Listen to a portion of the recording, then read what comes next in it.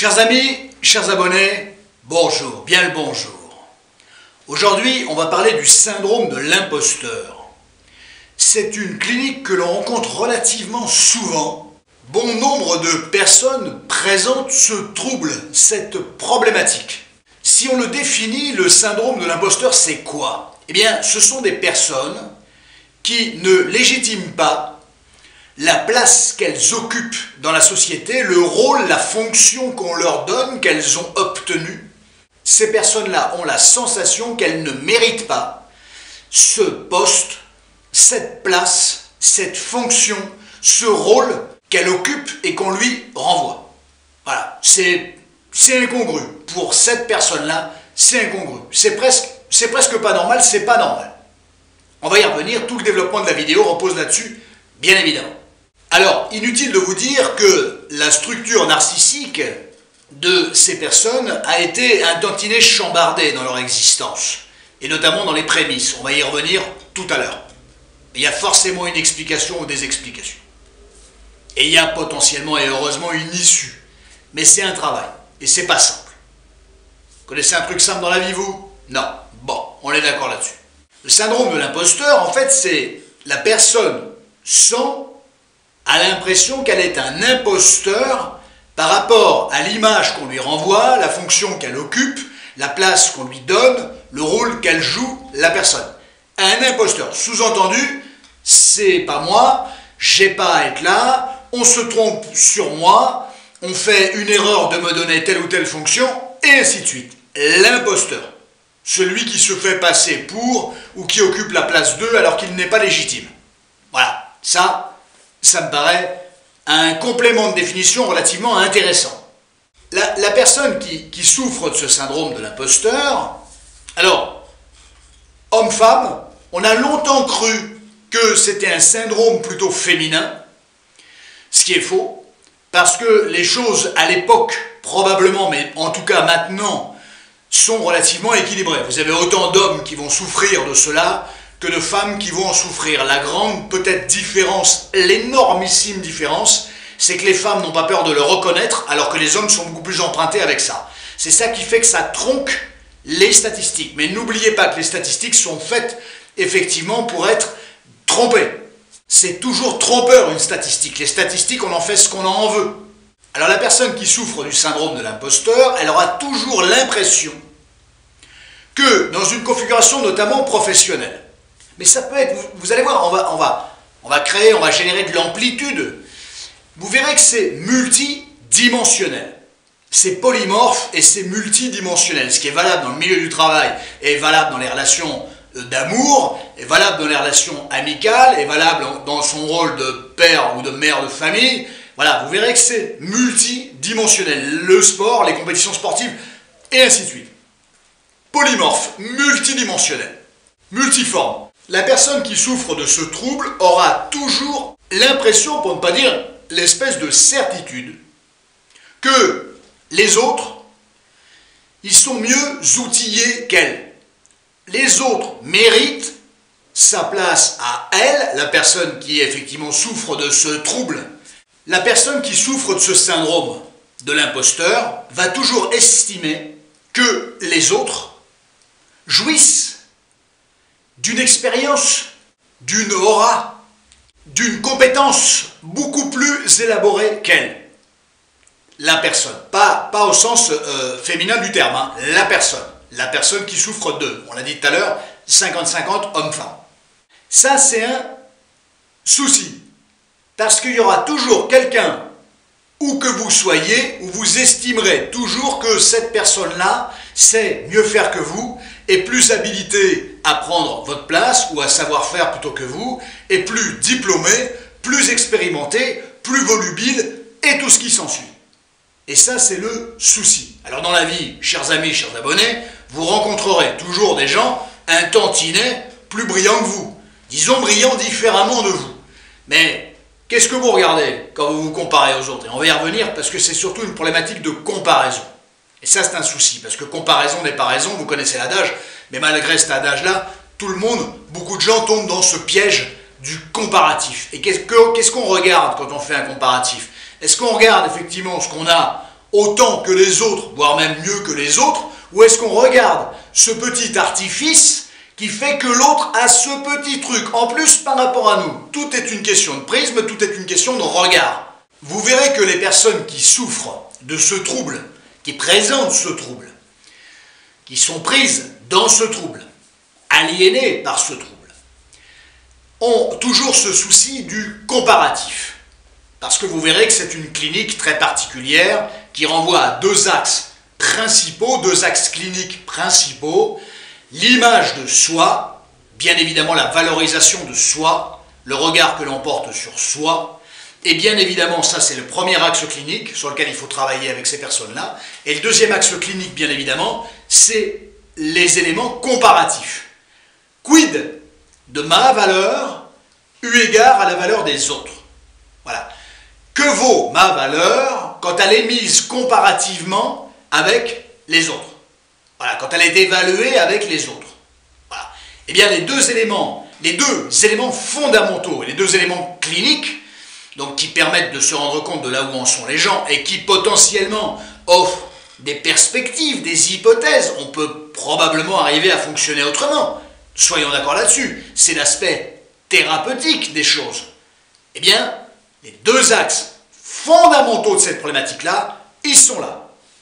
Quid de ma valeur à mes yeux, pas aux yeux des autres, à mes yeux, puisque la personne qui souffre de ce syndrome de l'imposteur, vous avez beau lui renvoyer, ou les gens ont beau lui renvoyer que elle est la meilleure, la personne, hein, elle est la meilleure, et elle est la plus habilitée à faire ci, elle est la plus cela, elle est la plus X ou Y, Z, j'en sais rien, eh bien cette personne-là, elle en doute. Donc c'est bien une problématique intrinsèque du regard que l'on porte sur soi. D'accord? Ça c'est le premier axe de réflexion.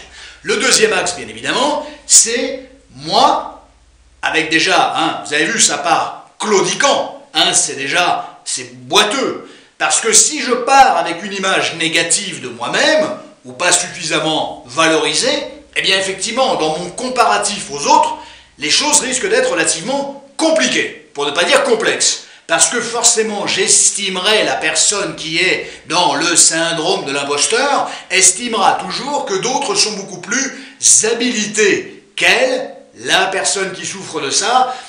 Et donc, forcément, je ne suis pas à ma place, c'est pas à moi de prendre ça, ce rôle-là, et ainsi de suite, puisque les autres sont plus habilités que moi, plus fluides, plus expérimentés, plus diplômés, plus sachants que moi.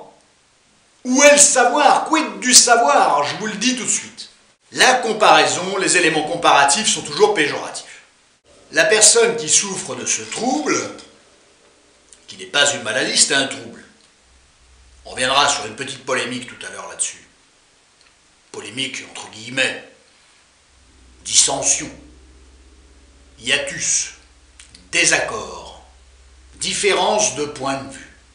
Malgré un bagage parfois notoire, bonne formation universitaire, professionnelle, grandes écoles, hautes études, malgré une expérience notoire, malgré un bagage, un capital assez important, intéressant, une bonne intelligence, eh bien ces personnes ne parviennent pas à légitimer leur savoir-faire, leur savoir-être, puisqu'il y a toujours cet élément de « je suis là, mais c'est un coup de bol ».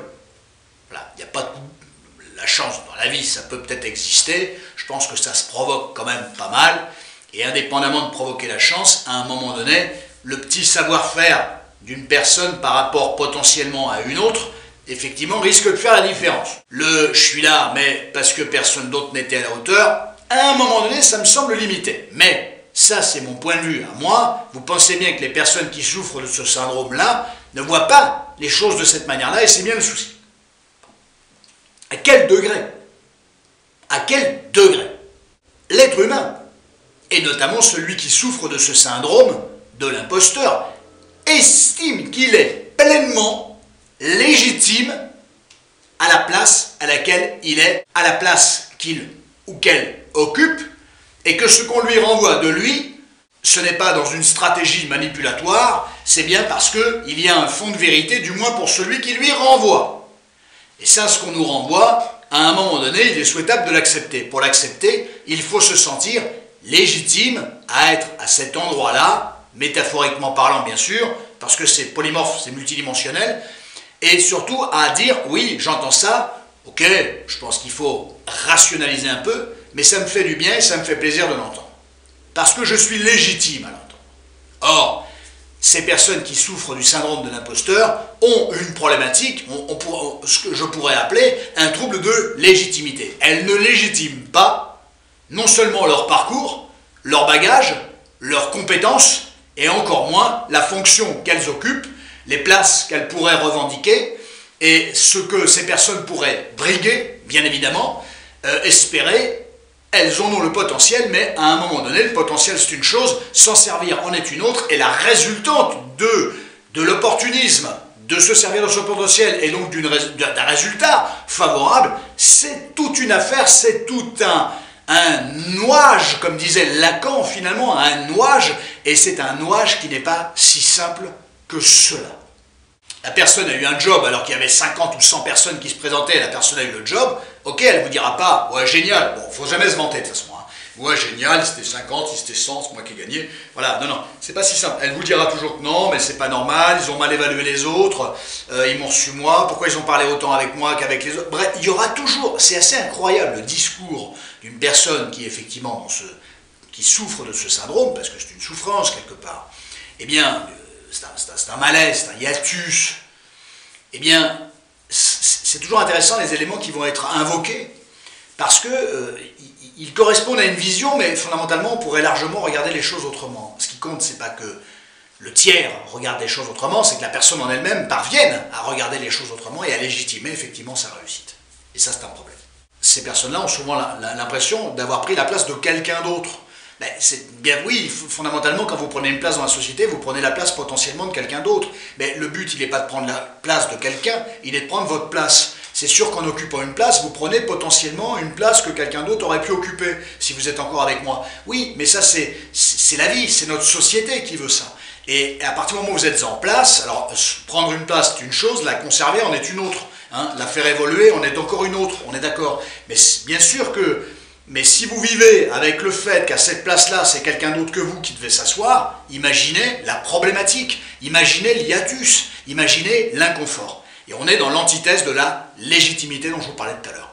Qu'est-ce que ça donne des fois, parfois, dans la société industrielle, psychosociale, professionnelle? C'est que ces personnes-là, au lieu de briguer un poste pour lequel elles étaient tout à fait habilitées, elles risquent de ne pas le faire. Elles peuvent démissionner après être dans un poste où les 2-3 premiers mois elles ont un petit peu tâtonné, c'est normal, un nouveau poste on tâtonne toujours un peu, mais au lieu de légitimer leur place et de voir leurs points forts, elles ont vu les points faibles et elles ont démissionné. Et ça c'est terrible, parce que quand on a du potentiel et qu'on le brade, c'est toujours terrible, c'est toujours très problématique ce genre de choses.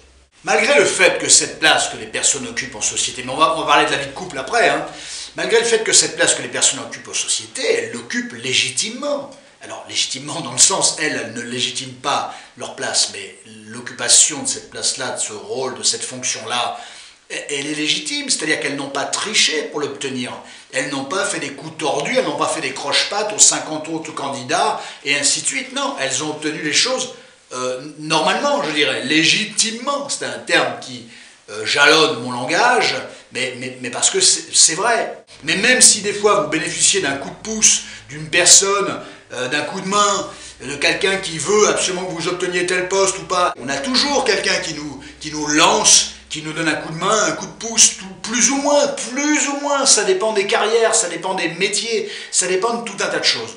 Voilà, il y a des gens qui n'ont absolument jamais eu d'aide et qui ont réussi par eux-mêmes, qui l'ont accepté ou pas, ça c'est autre chose, et il y a eu des gens à qui on a donné des coups de main, des coups de pouce pas possible, et qui effectivement en ont fait une carrière, qui l'ont accepté ou non, c'est-à-dire qui ont tout torpillé. Voilà, tous les cas de figure sont la nature, une vidéo est toujours générale, comme d'habitude, et chaque cas de celui qui regarde et visionne cette vidéo est toujours un cas casuistique, c'est le cas de le dire. Voilà. Le syndrome de l'imposteur, c'est une appellation qu'on utilise à peu près depuis 1978. C'est pas très vieux. Ça dépend dans quel sens on se place. Pour les gens qui étaient nés avant 78, c'est pas vieux. Pour ceux qui sont nés dans les années 90 ou dans les années 2000, 78, c'est quoi ce truc-là? Ça existe, 1978. Il y a des gens qui étaient déjà grands en 78. Donc, Indépendamment de ça, de cette tirade calendaire, si je puis dire. Donc voilà, si je suis là, non, ce que les gens me renvoient, non, mais non, c'est pas moi, mais non, ils me valorisent, mais ils se rendent pas compte de qui je suis. Voilà, je vais finir par les décevoir. Voilà, il y a cette espèce de croyance, je suis pas à ma place, j'ai pas de grande valeur, donc il y a cette espèce de croyance que voilà, les gens vont forcément être déçus à un moment ou à un autre. Voilà, je vais forcément être décevant.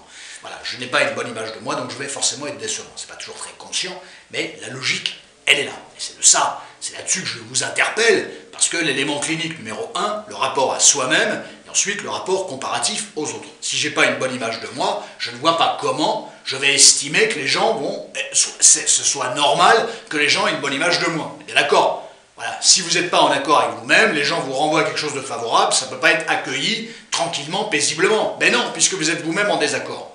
Vous saisissez cette logique psychique. Donc je vais décevoir les gens, je vais être décevant. Voilà. Et les gens décevants finissent par parfois avoir une attitude décevante. Rien que pour finalement donner libre cours à cette pensée-là, à cette croyance-là, et à montrer aux gens, t'as vu, arrête de m'envoyer des choses favorables, t'as vu, je suis décevant. Voilà. Et donc ça vient prédéterminer des actes, des faits, des gestes préjudiciables qui n'auraient pas eu lieu si la personne n'était pas accablée par ce syndrome de l'imposteur. Avec le risque, bien évidemment, de faire des conneries, des belles conneries, quoi. Voilà. Et, autrement dit, se tirer une balle dans le pied. Je suis pas légitime, j'en ai ras-le-bol qu'on me renvoie ça, donc à la limite, je vais faire ce qu'il faut pour que ça s'arrête. Voilà, l'être humain, quand il est dans un cas de figure comme ça, il n'est pas très bon, il n'est pas très stratège, ou alors c'est de la stratégie de destruction entre guillemets, de cessation. Alors, il existe aussi l'inverse de ceux qui sont très embêtés par cette notion du syndrome de l'imposteur, c'est les autres ne comprennent pas, les autres ne voient pas, les autres ils me valorisent alors qu'il n'y a pas lieu d'être, je n'ai pas le parcours, je n'ai pas le bagage, machine elle est meilleure que moi, machin il est meilleur que moi, lui il est plus fort que moi, et lui il est plus machin. Voilà, bref, j'ai peur qu'on se rende compte que je ne suis pas à la hauteur. Voilà, la personne pense ça d'elle-même. Voilà. Donc, cette personne-là, elle va rentrer dans un truc, elle va en faire des tonnes et des tonnes et des caisses, au point de sombrer parfois dans ce qu'on appelle le burn-out, qui fait que vous allez fonctionner de toutes les manières possibles imaginables, et en faisant probablement en trop, qui fait que, à un moment donné, vous allez partir dans un système totalement aliénant, et qui risque de générer effectivement une déperdition totale, parce que trop de travail, tu le travailles bien évidemment, et donc vous allez vous dire je suis écrasé, enseveli de ça. Oui, mais personne ne vous avait demandé d'en faire autant, et votre problématique de base, le fameux syndrome de l'imposteur, faisait que la personne en faisait énormément.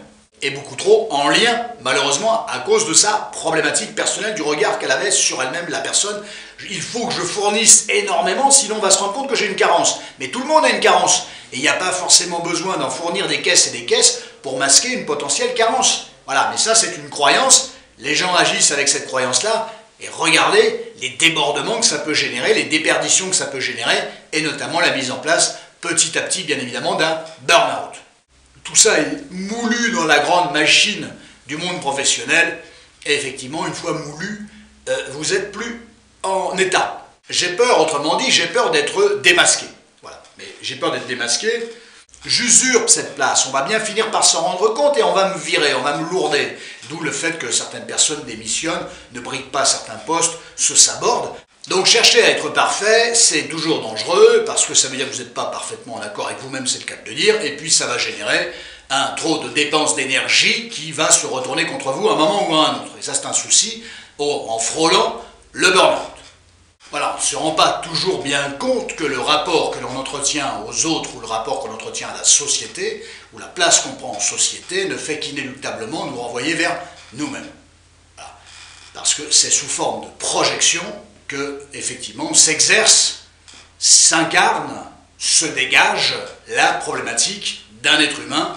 C'est sous forme de projection. C'est un mécanisme de défense psychique, bien évidemment, parmi tant d'autres, et il révèle relativement de choses qui sont stricto sensu personnelles. Mais ce n'est pas vu en tant que tel, et c'est un mécanisme souvent inconscient. Alors la logique n'est pas inconsciente, puisque ce que vous pensez, ce que vous croyez que les autres pensent de vous, c'est conscient, on est bien d'accord. Mais néanmoins, vous n'imaginez pas que c'est ni plus ni moins l'objet de ce que vous pensez de vous-même. Et ça, c'est tout le travail clinique à mettre en œuvre sur ce terrain-là. C'est pour ça que je vous éveille là-dessus. On a aussi des personnes qui sont atteintes, affectées par ce trouble, du syndrome de l'imposteur qui se décourage très vite. Voilà, j'y arriverai pas, c'est pas pour moi, je suis pas à la hauteur, les autres sont meilleurs que moi, et ainsi de suite. Et ça, c'est un problème, parce que se décourager égale ne plus œuvrer ou ne plus œuvrer de la même manière, l'état d'esprit n'est plus le même, le cœur et la conviction n'est plus la même, et la résultante, ipso facto, n'est plus la même.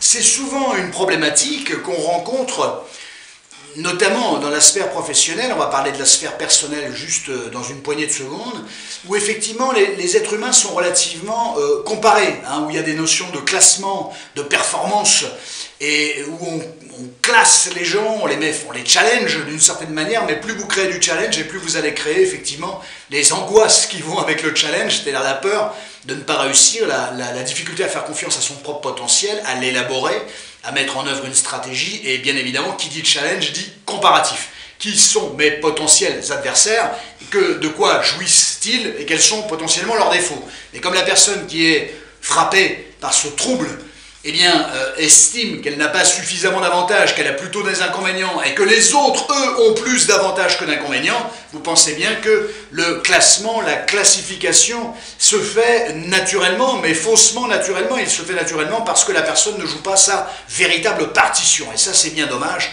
dans la vie, de ne pas obtenir la résultante de ce que l'on souhaite, ça s'appelle la vie, chers amis, chers abonnés, mais au moins, à minima, jouez votre partition, donnez le meilleur de vous-même, voilà. Ça me paraît difficile de gagner un Grand Prix de Formule 1 avec le pied sur le frein pendant, effectivement, la moitié de la course en Formule 1 ou toute la course en Formule 1. On est bien d'accord, voilà. Donc les sphères étudiantes, les sphères universitaires, tout ce qui est comparatif, tout ce qui est élitiste, tout ça peut effectivement générer ce genre de choses. Voilà, les profs par exemple, voilà, des rôles où il y a plusieurs personnes qui exercent le même boulot, mais pas de la même manière. Et bien effectivement les comparatifs se mettent en œuvre. Alors ça peut être en sport, hein, c'est toujours pareil, voilà, vos adversaires, comment on regarde les adversaires, comment on regarde et on valorise sa propre performance, voilà, ou son talent, son potentiel, ses caractéristiques. Toute la question, c'est comment vous regardez ce que vous savez faire et comment vous regardez ce que font les autres, ou voire même vous ne vous intéressez pas à ce que font les autres.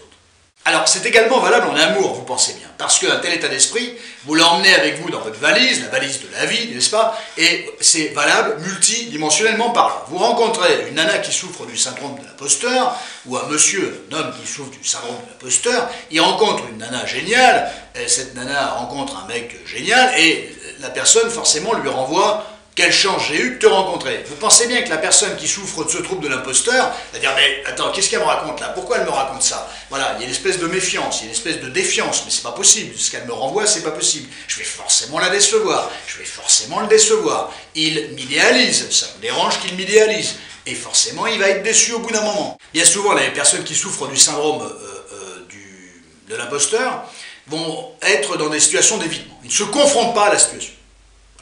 Parce que ça génère un certain confort pour eux. C'est pas un vrai confort, mais un certain confort. Mais ces situations d'évitement ne leur permettent pas effectivement de progresser face à leurs problématiques, face à leurs troubles. Ne confondez pas avec la personnalité évitante. C'est pour ça que je vous parle souvent de structure. Voilà. Une structure, c'est une structure psychique qui vous fait agir de telle ou telle manière. C'est pas parce qu'il y a des similitudes que c'est la même structure. Soyons structuralistes. Ce n'est pas parce qu'un comportement ressemble à un autre qu'il est le fruit de la même structure. C'est pas une structure, le syndrome de l'imposteur. La personnalité évitante, c'est une structure. C'est une vraie structure. Pour les autres, effectivement, ce seront des troubles. Mais ne mélangez pas les troubles. Ce sont des troubles différents, divergents, émanant de structures différentes. Idem, quand ces personnes-là, qui n'ont pas une super image d'elles-mêmes, bien évidemment, renvoient à l'autre ce genre d'éléments en lien avec ce qu'elle pense d'elle-même, c'est pas forcément super attrayant. Globalement, si la personne en face est relativement amoureuse et attachée, j'ai envie de dire, tout va bien, bien que attention à la manière dont ça grignote un petit peu les choses petit à petit.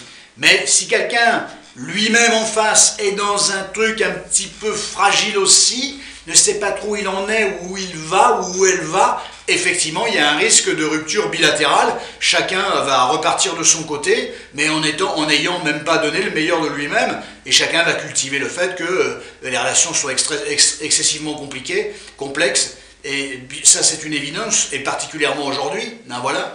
Vous pensez bien que ce trouble, ce hiatus il est le fruit d'une histoire. Comment ont été perçus, reçus, validés, valorisés vos performances quand vous étiez gamin?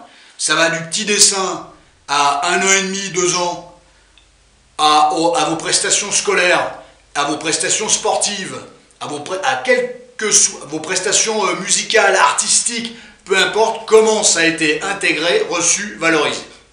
Inutile de vous dire que si c'est valorisé, mais en fait le cœur n'y est pas, ça c'est un bémol. Inutile de vous dire que si c'est pas valorisé, c'est un autre bémol. Inutile de vous dire que si on vous renvoie que ouais c'est pas mal, sans plus, t'aurais pu faire mieux, ça c'est un bémol. Inutile de vous dire que ah bah oui, bah t'as réussi, ouais mais enfin c'est grâce à nous, t'as vu ce qu'on a fait pour que tu réussisses, t'as vu le fric qu'on a dépensé pour toi, t'as vu le nombre de gens qui sont intervenus, l'air de dire ta victoire elle est merdique, c'est nous qui avons gagné. Ça c'est pareil, ce sont des bémols qui créent, qui instaurent cette problématique du syndrome de l'imposteur. À quel degré finalement ce que j'ai obtenu, c'est moi-même qui l'ai obtenu. Certes j'ai eu un coup de pouce, mais coup de pouce ne veut pas dire que la résultante, la réussite, ne m'incombe pas. Ça ne veut pas dire que ce soit moi, en dernier recours, qui soit allé chercher, effectivement, cette réussite-là. Attention à ça, vous commencez à comprendre pourquoi ce syndrome est susceptible de se mettre en place. Inutile de vous dire que vous faisiez des prestations moyennes, normales, tranquilles, et qu'on vous dit « ouais, bof, c'est nul ce que tu as fait, mais qu'est-ce que tu vas faire avec ça plus tard, mais comment tu vas t'en sortir dans la vie ?» Inutile de vous dire que le syndrome de l'imposteur, il est en train de clignoter là déjà. On est bien d'accord. L'instauration de ce trouble psychique va s'instaurer à ce moment-là. Pas suffisamment valorisé, quoi qu'il arrive, tous les exemples que je vous ai cités. Bien évidemment, il y a ce travail incroyable de comparatif, comparaison n'est pas raison, vous connaissez l'adage, l'être humain il passe son temps à se comparer. Il est comparé, les frères et les sœurs sont comparés, on est comparé si on est fils unique ou enfant unique, on est comparé avec les cousins, vous êtes toujours comparé avec quelqu'un, vous êtes comparé avec un élève. Ah, t'as vu ton petit copain là, il fait comme ci, lui, toi tu fais comme ça, et toi ceci. On est comparé tout, on compare tout, on compare les périodes, on compare des choses qui sont absolument pas comparables, on compare des périodes, on compare des choses qui absolument ubuesques.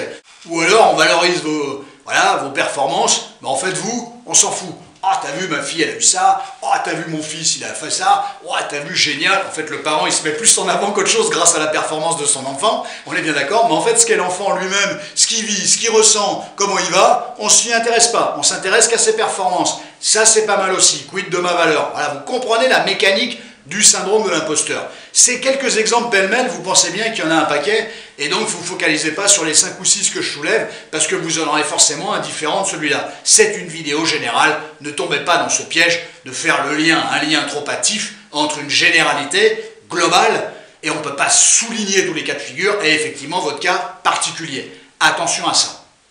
C'est pour ça que la thérapie, elle est là, elle existe, et on s'intéresse à un cas, on ne reçoit pas une généralité. Voilà, quand vous recevez quelqu'un qui a un syndrome de l'imposteur, vous ne lui parlez pas de comment sont les autres. Non, c'est de lui dont on parle. Et c'est à lui de parler de son trouble.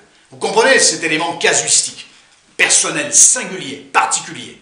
Il n'y a pas de généralité en psy, ça n'existe pas. Ça n'empêche pas d'en faire effectivement une forme de raisonnement, mais il n'y a pas, ce n'est jamais frappé du sceau de la généralité. Pareil, la valorisation sociale ou la dévalorisation sociale, tout ça va rentrer en ligne de compte, les discriminations potentielles, voilà, qu'elles soient raciales, qu'elles soient sociétales, qu'elles soient sexistes, qu'elles soient la classe sociale, voilà, on vit effectivement dans une société avec des carcans, avec des repères, et tu colles aux repères, c'est bon, tu passes, tu colles pas, on te met de côté. Et ça, forcément, ça laisse et ça crée des traces absolument considérables, dont on a bien du mal à se départir dans sa vie parfois de jeune adulte, voire d'adulte. Ça se travaille. Vous avez aussi le cas de figure avec des parents extrêmement brillants qui déroulent, qui parlent d'eux avec une certaine fierté, une certaine aisance, et effectivement vous avez toujours l'impression que ce que vous faites par rapport à eux, ce qu'ils sont eux et ce qu'ils attendent de vous, c'est pas suffisant. Voilà, et ça c'est un énorme problème aussi. Donc attention à ce genre de situation-là. Dans les échecs, il faut être accompagné. Dans les réussites, il faut être accompagné. Dans les échecs, il faut être accompagné. Voilà, tu t'es planté, tu as mal bossé, tu as mal préparé ton truc peut-être, ou tu as fait au mieux, voilà. Mais fondamentalement, mon fils, ma fille, je t'aime. Ça, c'est important. C'est-à-dire que je t'aime au-delà de tes réussites. Je t'aime pour ce que tu es, toi. Tu réussisses, c'est un plus considérable, je vais tout faire en œuvre. Je vais tout mettre en œuvre pour que tu réussisses, mais ta réussite est secondaire. Ce qui est principal dans le rapport qu'un parent entretient avec son enfant, c'est l'amour qu'il lui porte. Alors le DSM ne recense pas ce trouble. Le DSM-5 ne recense pas ce trouble du syndrome de l'imposteur. Voilà, mais néanmoins c'est un trouble. Alors pourquoi il y a des psys qui sont montés au créneau ces derniers temps en disant qu'il fallait retirer le mot de syndrome, parce que syndrome ça donnait un aspect maladif. Je ne suis pas d'accord avec ça, chacun a sa vision des choses bien sûr, mais syndrome c'est un ensemble de signes cliniques. Voilà, un ensemble de signes cliniques psychologiques. Ça ne veut pas dire que vous êtes malade, ça n'a rien à voir, c'est un trouble. Voilà, c'est pas une maladie, c'est un trouble, c'est invalidant. Voilà. Et le mot syndrome, la parfaite définition du syndrome, c'est un ensemble de signes cliniques. C'est-à-dire que ça raconte quelque chose qui cliniquement a du sens, raconte quelque chose.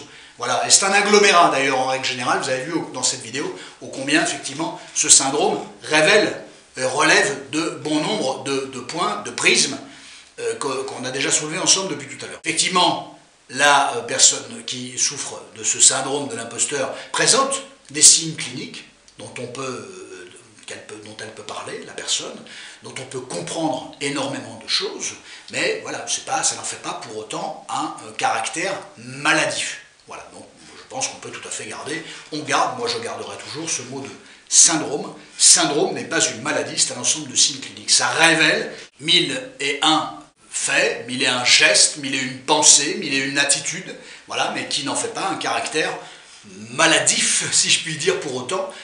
Non, syndrome me semble effectivement relativement bien caractériser cette problématique. Voilà, donc chacun sa clinique, bien évidemment, mais je pense qu'il faut absolument maintenir ce mot de syndrome qui, cliniquement, me semble tout à fait intéressant, parce qu'il correspond bien à la problématique dans laquelle on est. Je crois que ces psys avaient utilisé l'expression de trouble transitoire, ou ainsi de suite. D'abord, trouble transitoire sous-entend transit. Oui, ben, transit, si c'est un transit rapide, moi je vois bien. Et malheureusement, le syndrome de l'imposteur, c'est un transit extrêmement long. Alors vous êtes toute une vie en transit, alors. Voilà, en transit entre quoi et quoi, alors. Voilà, et ça non, je suis assez critique là-dessus. Chacun a le choix de regarder cliniquement les choses telles qu'elles se déroulent et à quel degré elles correspondent réellement à notre pratique clinique, tout simplement. Et les mots qu'il faut savoir mettre dessus sans qu'ils soient pour autant péjoratifs. Voilà, syndrome n'est pas péjoratif. Je vous libère avec ça, parce que la clinique, c'est parfois complexe. Alors, vous pensez bien que ce trouble de l'affabulateur, qui n'en est pas un, c'est-à-dire de la personne qui souffre d'un syndrome de l'imposteur, elle présente aussi psychiquement, bien sûr, ce qu'on appelle des comorbidités. Alors les comorbidités, c'est-à-dire qu'elle va présenter des troubles anxieux, bien évidemment, bien souvent. On peut retrouver effectivement des épisodes dépressifs, un nœud dépressif. Voilà. On peut retrouver ce genre de choses extrêmement compliquées, on peut retrouver des traumatismes, on peut retrouver tout un tas de trucs, caractère obsessionnel, caractère phobique, voilà. On peut retrouver énormément de choses. Donc, c'est toujours intéressant quand on reçoit quelqu'un qui souffre de cette problématique-là, c'est de regarder, bien évidemment, principalement ce trouble, et puis d'essayer de tisser une toile pour essayer, non pas de l'isoler, mais de comprendre que ce trouble est rattaché à tant d'autres. Quand on a une vision plus globale, c'est toujours plus intéressant pour la personne, effectivement, de le savoir déjà, et puis on peut le travailler différemment et s'attaquer à tout ça, à l'ensemble, parce que s'attaquer qu'à ça, si on ne regarde pas ce qui est autour, ça me paraît extrêmement compliqué, parce que c'est enchevêtré tout ça, donc aller chercher quelque chose qui est au centre, alors qu'on ne s'occupe pas de ce qui est autour, et qui maintient d'ailleurs cette chose-là au centre, attention de ne pas sombrer dans une ineptie clinique. Alors bien évidemment, vous l'avez compris, le travail, il est bilatéral, c'est un travail d'estime de soi, voilà, restaurer l'estime de soi, la valeur de soi, comprendre d'où ça vient, d'où on vient, comment ça marche, et travailler là-dessus, ça prend du temps. Ça prend du temps, ça ne se fait pas en regardant 3 vidéos, en lisant 2 bouquins, hop, non, ça se raconte, nous sommes des êtres de parole, je vous l'ai déjà dit, vous le savez, et ça se raconte et ça se travaille. Chaque cas, le quotidien, nous renvoie potentiellement à cette problématique dont pourrait souffrir un certain nombre de personnes, à ce trouble de l'imposteur. Donc à quel degré, eu égard à la situation que je rencontre, comment je pourrais apprendre petit à petit à regarder les choses différemment. C'est un énorme travail d'auto-valorisation et d'empêchement de dévalorisation de soi. Restaurer une bonne, créer, d'ailleurs pour ne pas dire parfois, une bonne image de soi-même. Une sérénité, une certaine tranquillité. En lutte contre les aspects effectivement péjoratifs, tu ne vas pas y arriver, les autres sont meilleurs que toi, tu n'y arriveras pas, tu n'es pas à ta place, tu ne peux pas gagner, c'est pas possible, et ainsi de suite. On est bien dans un travail de légitimité. Je légitime ce que je vais obtenir. Si je l'obtiens, c'est pas en ayant usurpé quoi que ce soit et qui que ce soit, pas en ayant trompé qui que ce soit et quoi que ce soit. Non, j'ai réussi, j'ai obtenu les choses dignement, sereinement, parce que effectivement j'ai fait traverser un parcours qui fait que j'ai obtenu telle résultante. Ça se travaille, il faut mettre des mots sur tout ça. Apprenez à valoriser ce que vous mettez en œuvre, il y aura des ratages, souriez de vos propres ratages. Grand bonheur de vous avez parlé de ce sujet, je ne sais pas pourquoi on ne l'avait pas encore développé sur cette chaîne, comme quoi on a encore des choses à faire ensemble. Ça c'est assez formidable. Prenez tous un immensissime soin de vous. À très bientôt.